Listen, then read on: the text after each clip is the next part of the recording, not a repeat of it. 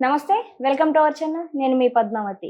ఈ మధ్య కాలంలో ఎక్కడ చూసినా కూడా ఈ సూసైడ్ అటెంప్ట్స్ అనేవి చాలా ఎక్కువైపోతున్నాయి. అసలు సూసైడ్ అటెంప్ట్ చేసుకోవాలన్న థాట్ అసలు ఎక్కడి నుంచి వస్తుంది? ఈ ఆలోచన ఎలా మొదలవుతుంది?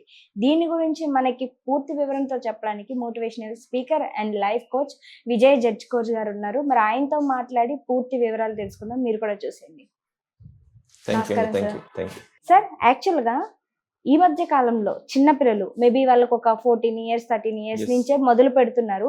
అసలు లైఫ్ అంటే ఏంటి అనే ఒక పూర్తి అవగాహన లేని పిల్లలు కూడా మేము ఈ ప్రెజర్ తట్టుకోలేకపోతున్నాం, మేము చాలా లోన్లీగా ఫీల్ అవుతున్నాం, చనిపోవాలనిపిస్తుంది అనేసి సూసైడ్ అటెంప్ట్ చేసుకోవడం, వాళ్ళని వారి అతి క్రూరంగా హింసించుకోవడం అనేవి చేస్తూ ఉంటున్నారు.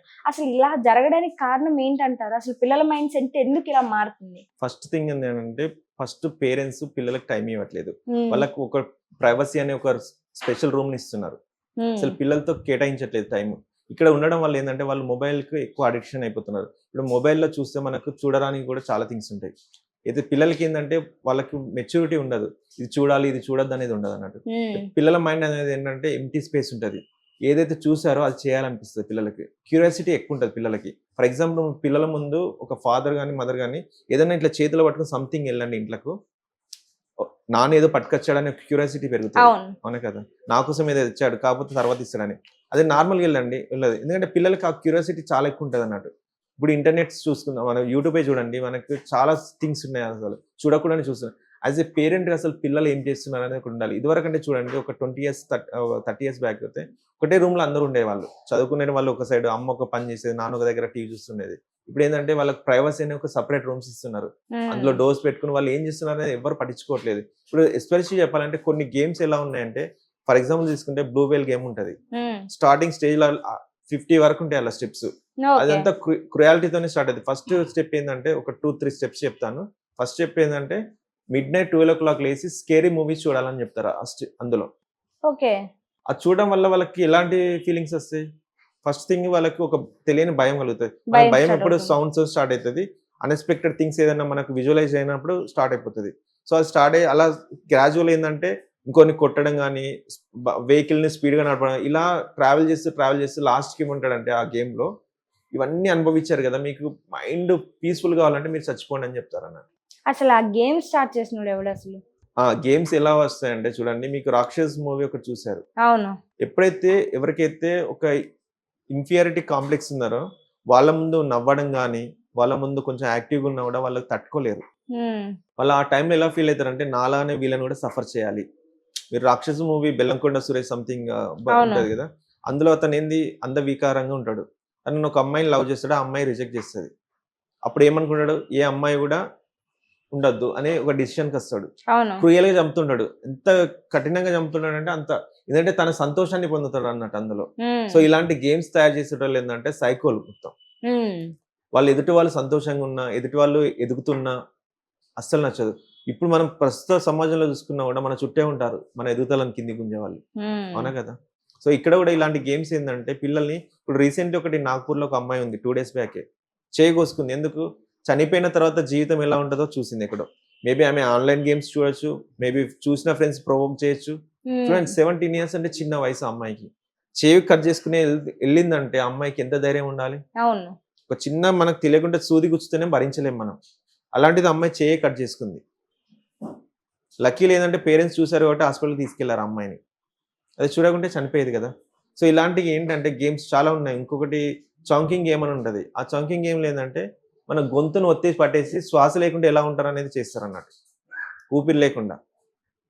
అల్టిమేట్ గా 2-3 సార్లు. ఇప్పుడు వాళ్ళు ఎందుకు చెప్తారంటే షూ లేస్తోని మీరు గొంతును కట్టేసుకోండి అని చెప్తారు. ఊపిరి ఆడుతుందా? అది చిన్న పిల్లలకైతే ఇంకా తొందరగా పోతారు. సో ఇలాంటి కేసులు అయితే కెనడాలో చాలా మంది, ఒక 10,000 మంది చనిపోయారు పిల్లలు.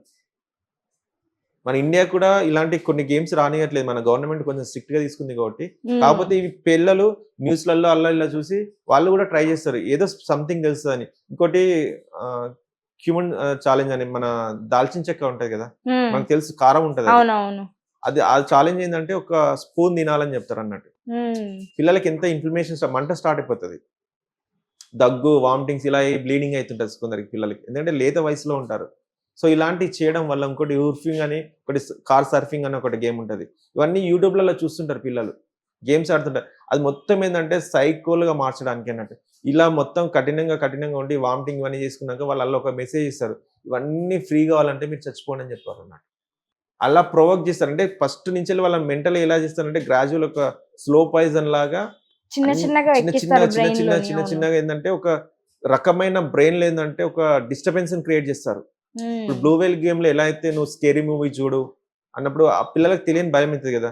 ఈ భయాన్ని నేను కోల్పోవాలంటే ఏం చేయాలి? వాళ్ళు లాస్ట్‌లో సూసైడ్ చేసుకోండి అని చెప్పిల్లు. హ్మ్. అంటే ఒక ప్రశాంతమైన ఒక లైఫ్ వస్తదని. కానీ వాళ్ళకి తెలియదు పిల్లలకి చాలా మందికి. ఏం జరుగుతదనేది. బిల్డింగ్ మించెల్లి దూకమంటే దూకేసారు చాలా మంది. హ్మ్. సేమ్ నిన్న ఇన్సిడెంట్ గూడా అంతే. అలా కాకుండా చాలా మంది ఉన్నారు. మనకు న్యూస్‌లలో రావట్లేదు. కొందరు చెప్పట్లేదు. బయటకొస్తే పరువు పోతదని. మనకి ఇండియన్ సమాజంలో ఎలా ఉంటదంటే, ఒకరికి అవేర్‌నెస్ ఇయ్యాల. మనం బయటికొచ్చినా పర్లేదు. మన పేరు పోయినా పర్లేదు. 10 మంది బాగుపడతారని ఎవరు ఆలోచించరు.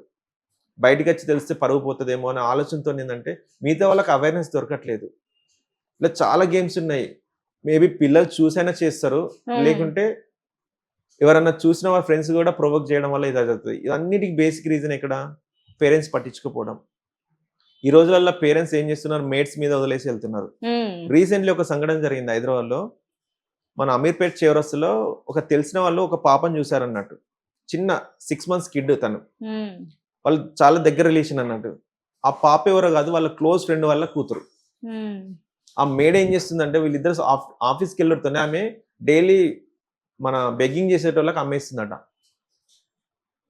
డైలీ అంతకుముందు గూడా వీళ్ళు చాలా సార్లు అడిగారట ఆ మెయిడ్‌ని. ఎందుకు పాప ఇంత బ్లాక్ అయిపోతుంది, చూసుకోవట్లేదనంటే ఎండ సో మెనీ రీజన్స్ చెప్తున్నారన్నట్టు వాళ్ళు ఆ మెయిడ్.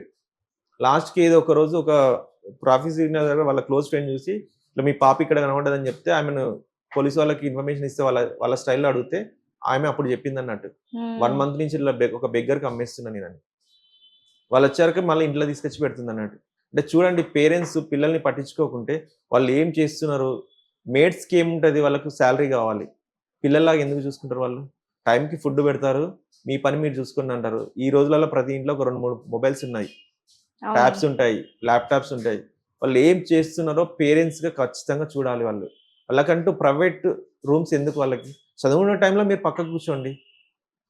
డిస్టర్బెన్స్ అనిపిస్తే టీవీ చూస్తున్నారనుకోండి, వాళ్ళ పిల్లలు ఎదగాలంటే ఫస్ట్ ఉండాలేంది, చాలామంది ఇంకో పేరెంట్స్‌కి ఒకటుంటదేంటంటే మంచి మంచి ఇంటర్నేషనల్ స్కూల్స్‌లలో ఏస్తున్నామని అంటారు. హ్మ్. ఎప్పుడైనా గూడా స్కూల్స్ అనేది ఇన్ఫర్మేషన్ ఇస్తే పేరెంట్స్ అనేది ట్రాన్స్‌ఫర్మేషన్ జేస్తారు. ఓన్లీ ఇన్ఫర్మేషన్ మాత్రమే ఇస్తారు. పిల్లలు ఎటు పోతే వాళ్ళకేంది, వాళ్ళకి మార్క్స్ కావాలి, వాళ్ళు ఎదగాలి. కాపోతే యాస్ ఎ టీచర్ గూడా వాళ్ళకెలా ఉండాలంటే, ఒక జీవితంలో మార్క్స్ ఇవ్వడం గాదు, వాళ్ళ జీవితంలో మార్క్‌గా ఉండాలి మనం. ఎన్ని స్కూల్స్ ఆలోచిస్తున్నాయి? ఒక వే బ్యాక్ టు ఒక 20 ఇయర్స్ పోతే ఎవరైనా టీచర్స్ అబ్సెన్స్ ఉంటే వాళ్ళకొచ్చి స్కూళ్ళలో టీచర్స్ వచ్చి ఎథిక్స్ చెప్పేటోళ్ళు. మీరు పిల్లలు పెద్దవాళ్ళతో ఇలా ఉండండి, పిల్లలతో ఇలా ఉండండని. అవును. ఈ రోజులలో పిల్లలకి తెలుస్తుందా ఎవరితో ఎలా హుహు. ఉండాలనేది? అసలు మనం ఇండిపెండెన్స్ డే ఎందుకు చేసుకుంటున్నాం? రిపబ్లిక్ డే ఎందుకు తెలీదు. చేసుకుంటున్నాం?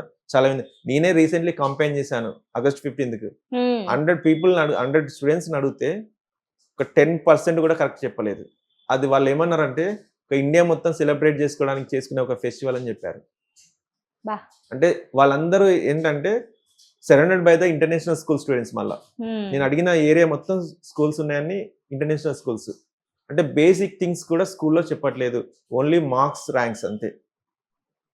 వాళ్ళకి అంతకు మించి పేరెంట్స్‌తో ఎలా ఉండాలి, పిల్లలతో ఎలా ఉండాలి, పెద్దవాళ్ళతో ఎలా ఉండాలి, టీచర్స్‌తో ఎలా బిహేవ్ చేయాలి, మీ లైఫ్‌లో ఎలా డెవలప్ కావాలనేది ఎవరు చెప్పట్లేదు.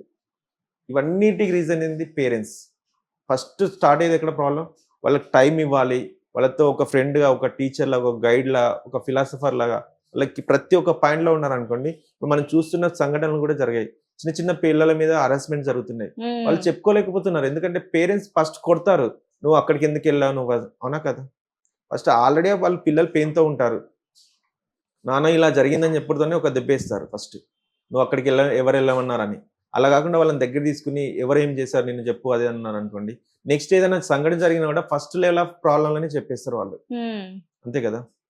అలా చెప్పలేదనుకోండి వాళ్ళకి చాలా ప్రాబ్లమ్స్ అయితాయి. వాళ్ళు భయపడుతుంటారు పిల్లలనేది. హ్మ్. కాబట్టి పేరెంట్స్ వాళ్ళకి సపోర్టివ్‌గా ఉన్నారనుకోండి. చిన్న చిన్న ఏదన్నా ఎవరన్నా మిస్‌బిహేవ్ చేసినా కూడా ఇంట్లో వచ్చి చెప్పారనుకోండి. లాస్ట్ రీసెంట్‌లీ మన హైదరాబాద్ ఢిల్లీ పబ్లిక్ స్కూల్‌లో కూడా జరిగింది. ఒక అవును. డ్రైవరు డైలీ అరెస్ట్ చేస్తున్నాడు 3 ఇయర్స్ పాటు. అవునవును. ఎందుకంటే ఇంట్లో చెప్తే కొడతారని. అది లాస్ట్‌కి ఎక్కడి వరకు పోయింది? ఆమె మీద రేప్ అటెంప్ట్ చేసే వరకెళ్ళింది. అదే పేరెంట్స్ కొంచెం క్లోజ్ ఉన్నారనుకోండి. ఫస్ట్ స్థాయిలోనే చెప్తారు. ఇట్లా మిస్‌బిహేవ్ చేసాడు ఇతనని. సో పేరెంట్స్ అనే వాళ్ళు ప్రతి ఒక్క టీచర్గా, ఒక గైడ్, ఒక ఫిలాసఫర్, ఒక సైకాలజీ ఉంటే ప్రతి ఒక్కరు చిన్న విషయం జరుగుతుంది ఇంట్లో వచ్చి చెప్తారు. మనం కూడా సేవ్ చేయొచ్చు వాళ్ళని. హ్మ్. సో కాబట్టి పేరెంట్స్ టైం ఇవ్వండి పిల్లలకి ఫస్ట్. నిజంగా సార్ మీరు చెప్పింది కరెక్టే. చెప్తుంటే నిజంగా నాకు కూడా బాధగా ఉంది. పేరెంట్స్ ఎవరైతే ఉంటారో పిల్లలకి కొంచెం టైం ఇవ్వాలి. Yes. వాళ్ళకి కేరింగ్ అనేది ఇవ్వాలి. ఫస్ట్ ఆఫ్ ఆల్ పిల్లలకి చిన్న వయసులో కేరింగ్ ఇవ్వకపోయినా, వాళ్ళకి టైం ఇవ్వకపోయినా పెద్ద అయిన తర్వాత అది మనసులో పెట్టుకుంటారు. So definitely. దాని గురించి ఆలోచిస్తూ ఉంటారు. అండ్ ఇకపై ఇలాంటివి జరగకుండా ఉండాలంటే పేరెంట్స్ కొంచెం వాళ్ళకి కూడా టైం ఇవ్వండి.